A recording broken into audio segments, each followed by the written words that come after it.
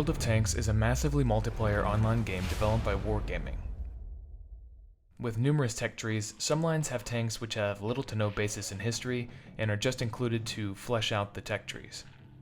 Today we look at the American T25 AT, looking at its history and the validity of its modules. Does it have any basis in reality? Let's take a look. Welcome to another Tank Encyclopedia voiced article. I'm your host Wood, and today I'll be covering the T25 AT, an alleged tank destroyer design that was not adopted. If you like what we do and want to see more of it, don't forget to like the video, and if you haven't already, subscribe so you don't miss a single upload. In-game, the T25 AT is an American tank destroyer that sits at Tier 7 on the American turretless tank destroyer line. Although the name would suggest the tank was based on the T25, the in-game description claims it actually to be based on the earlier T23 medium tank. The visual model supports this claim, as the T25 AT actually has a vertical volute suspension system like the T23, rather than the horizontal suspension system used on the real T25. However, the name itself is not historically accurate. American tank destroyers were designed as gun motor carriages.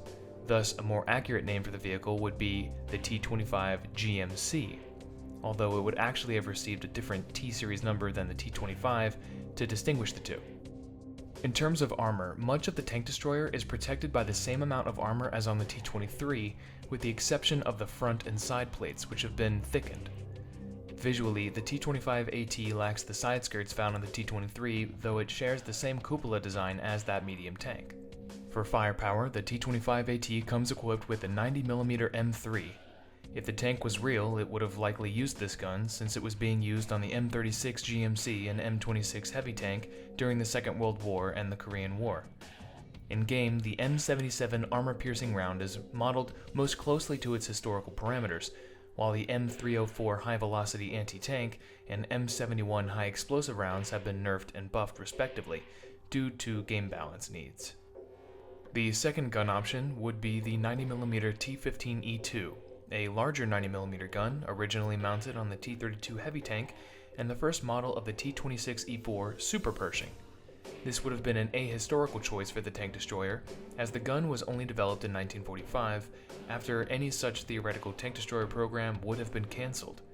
Although the in-game gun is listed as firing the same rounds as the M3, they differed in that the T15 E2 fired two-piece ammunition, separated into projectile and propellant, and rounds for the gun were redesignated to avoid confusion. The final gun presented is the 105mm T5E1, a massive gun for such a tank destroyer that was historically only mounted on the largest American tanks like the T28 Super Heavy and T29 Heavy tanks. The T25 AT is able to fire the T32 AP, T29 E3 APCR, and M11 HE shells, although historically the M11 appears to have not been used.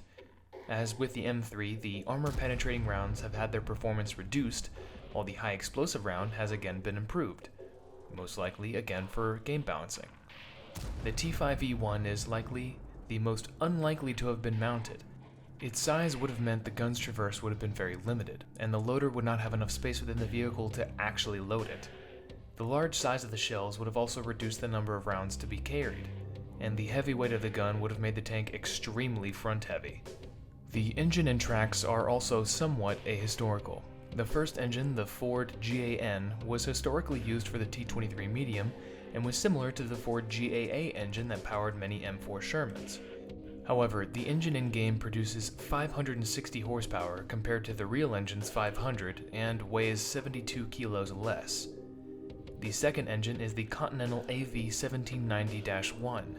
While in-game the engine produces 704 horsepower with a weight of 569 kilograms, the real 1791 actually weighed nearly twice that at 1100 kilograms, and although under optimal conditions could produce up to 740 horsepower, a much more realistic output was about 650.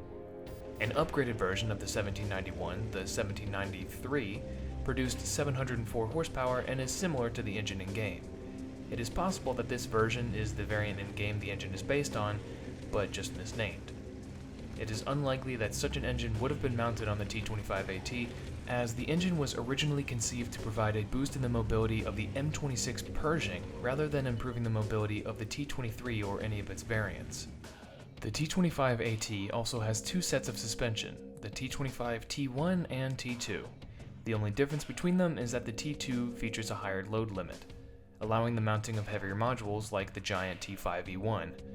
There are no visual differences between them, and thus it is likely they are split, so the player must play additional games to mount the better modules and equipment on the vehicle.